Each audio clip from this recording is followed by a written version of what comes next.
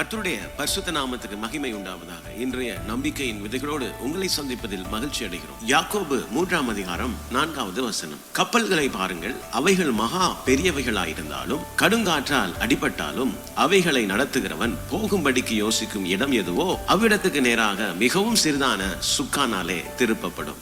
பிரியமானவர்களே, கப்பல்கள் எவ்வளவு பெரியதாக இருந்தாலும் அதனை நடத்துவது ஒரு சிறிய சுக்கானாலே என்று வேதம் நமக்கு சொல்லுகிறது. அந்த கப்பலுடைய அந்த இலக்கை அடைகிறதுக்கு, அந்த வழிகளை சரியாய் தெரிந்து கொள்ளுகிறதுக்கு பயன்படுத்துகிற காரியம் தான் சுக்கான். அதே போலதான் நம்முடைய வாழ்க்கை எங்கு சென்று அடையும் என்கிற அந்த தீர்மானத்தை நம்முடைய நாவினாலே நாங்கள் தீர்மானிக்கலாம் என்று வேதம் சொல்லுகிறது.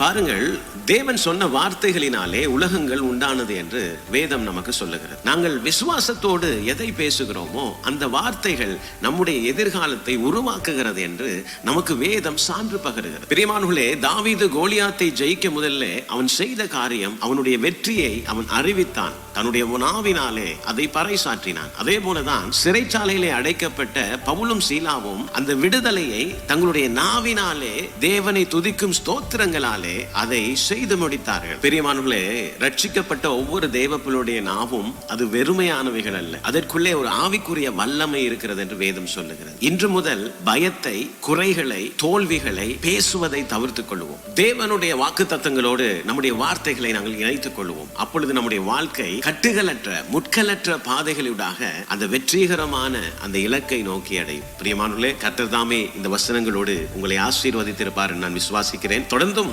பைபிள் மேரத்தன் வேத தியான பகுதிகளோடு இணைந்து கர்த்தருடைய ஆசீர்வாதத்தை பெற்றுக்கொள்ளுங்கள். இன்று மறந்து விடாதீர்கள், உங்களுடைய நாவை கவனமாய் பயன்படுத்துங்கள். God bless you.